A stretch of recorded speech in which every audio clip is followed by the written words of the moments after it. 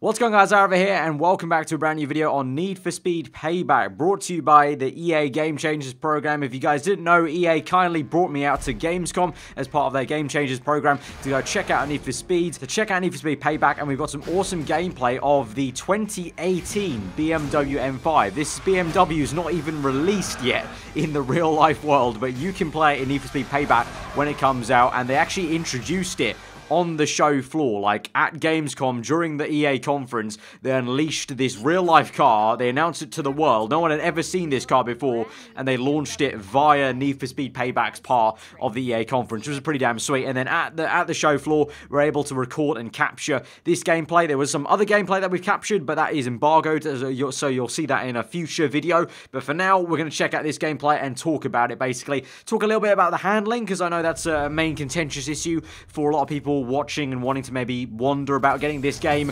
and then also just some other little tidbits from the game that were announced over the Gamescom previous weekend, I should say. So we're going to kick things off with this race. You can see we're starting last, but it's kind of a short sprint race in the BMW. I will say this car is an absolute awesome monster. So much grip, so much downforce through the corners. It's great, and that's one thing where the handling, for me, playing this race completely has changed the game from what it was, from what the previous 2015 game was, or as they kind of call it, Genesis was.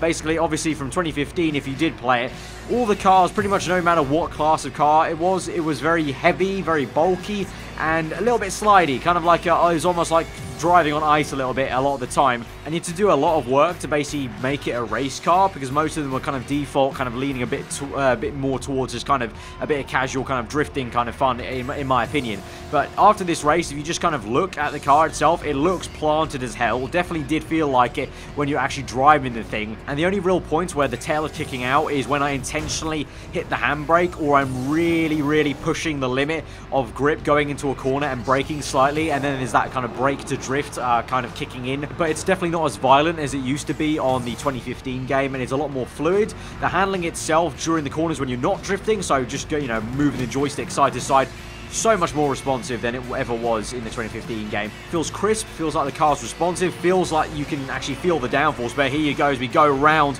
the GTR there, just really awesome. You can see, or hopefully see, it just looks a lot more comfortable to actually drive and a lot more intuitive. I felt, at least when actually playing it, it's definitely a lot more intuitive. Like, okay, so if I brake here and tap the handbrake here, okay, I know I'm gonna slide for this amount of the corner. Whereas back on 2015, it was almost, for me at least, not being a very hugely experienced Need for Speed player, used to be almost like, I don't know what I'm doing, I hope this kind of works into this corner, and I hope I can pull off the drift and hold it through a long swooping corner.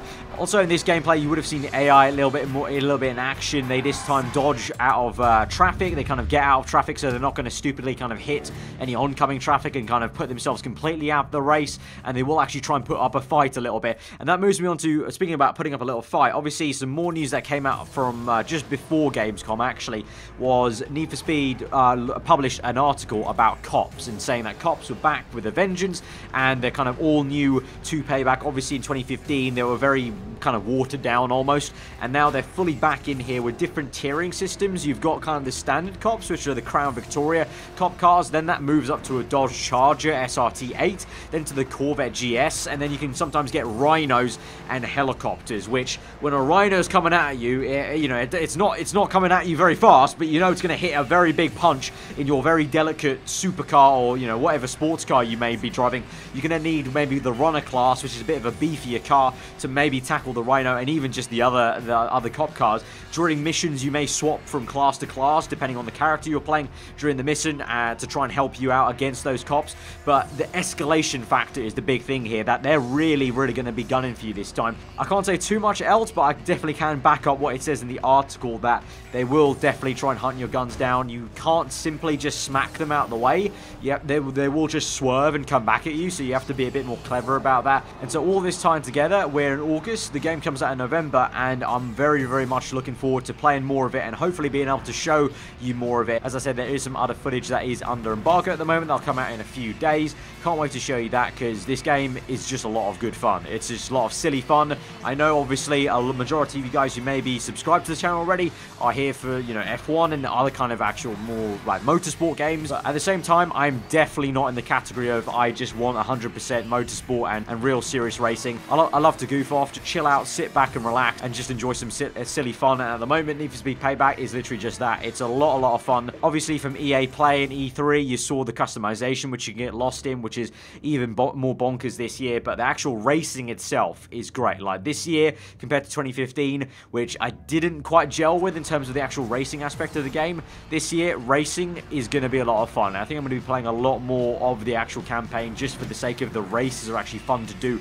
let alone the story, which I think this time around is going to be a lot better than 2015. But anyway, guys, that's been this short video on Need for Speed Payback. Once again, thank you to EA for taking me out to Gamescom and hosting me for the entire trip and the EA Game Changers program. I've been aarava. Hope you enjoyed the rest of your day. I'll see you guys next time.